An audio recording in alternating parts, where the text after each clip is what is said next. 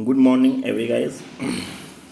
आज स्टार्ट करने जा रहे हैं हिस्ट्री फर्स्ट लेसन्स, फ्रांसीसी क्रांति और राष्ट्र का विचार। राष्ट्रवाद की पहली स्पष्ट अभिव्यक्ति 1789 में फ्रांसीसी क्रांति के साथ हुई।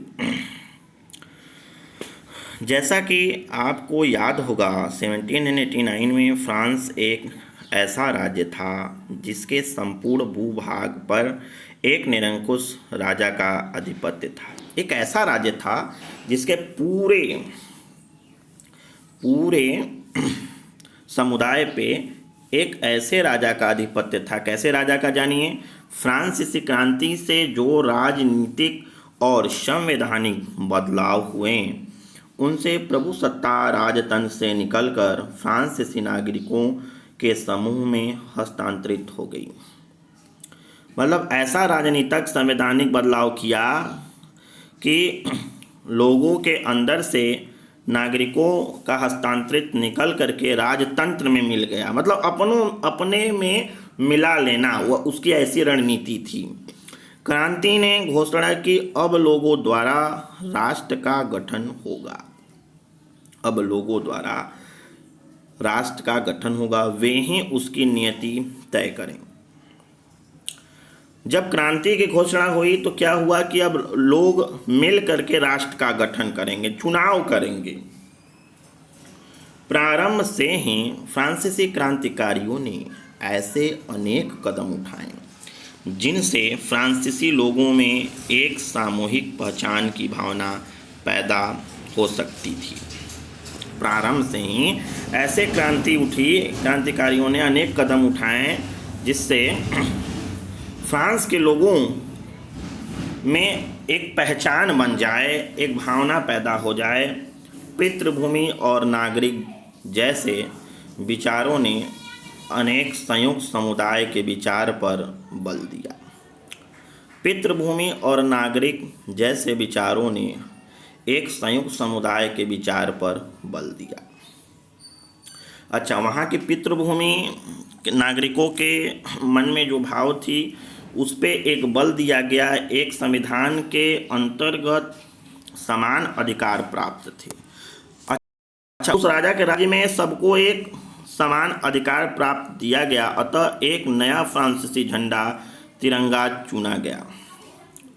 उस क्रांति के बाद क्या हुआ, फ्रांसीसी में एक तिरंगा झंडा को चुना गया जिसने पहले के राजध्वज की जगह ले ली।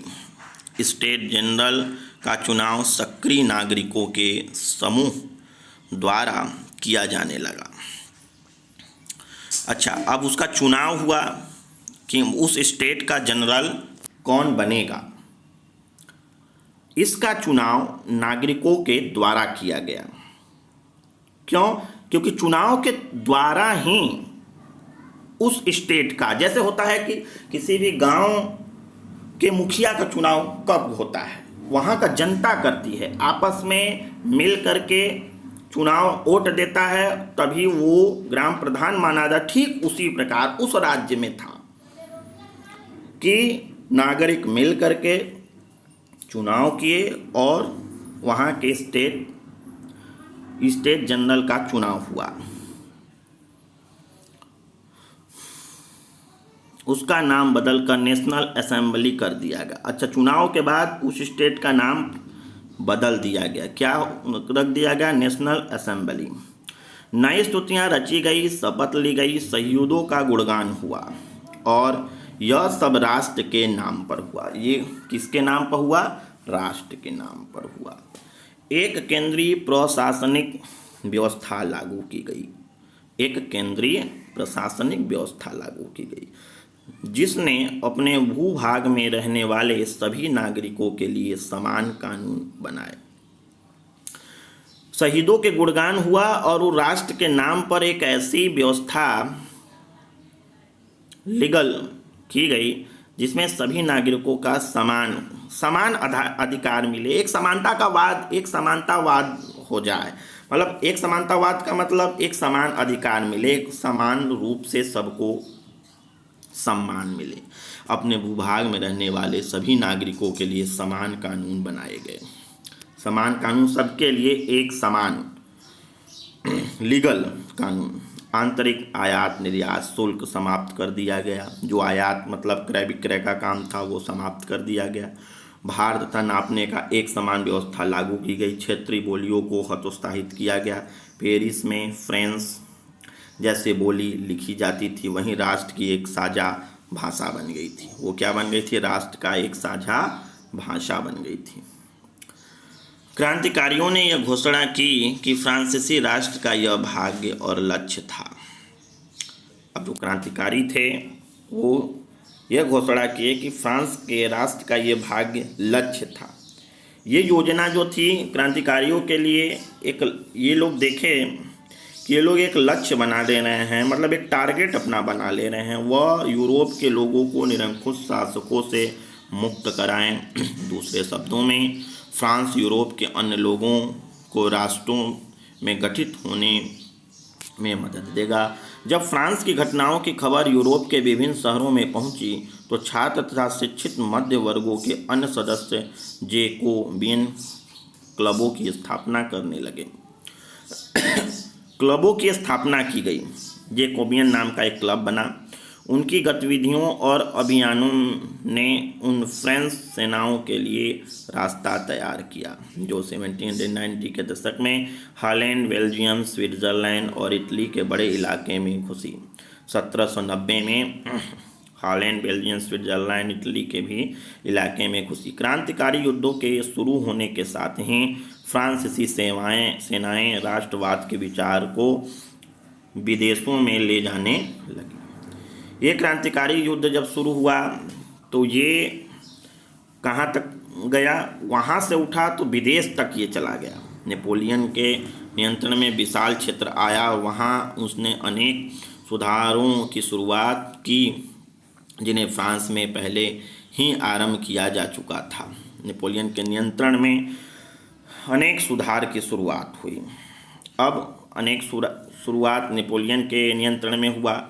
फ्रांस में पहले आरंभ किया जा चुका था, ये फ्रांस में हो चुका था नेपोलियन के द्वारा। फ्रांस में राजतंत्र वापस लाकर नेपोलियन ने निसंदेह वहाँ प्रजातंत्र को नष्ट किया। क्या किया? राजतंत्र लाया, राजसत्ता लाया। क्यों? प्रजातंत्र को नष्ट करने के लिए किया था। मगर प्रशासनिक क्षेत्र में अनेक क्रांतिकारी सिद्धांतों का समावेश किया था। प्रशासनिक क्षेत्र में उसने क्रांतिकारी सिद्धांतों का समावेश किया ताकि पूरी व्यवस्था अधिक तर्कसंगत कुशल बन सके।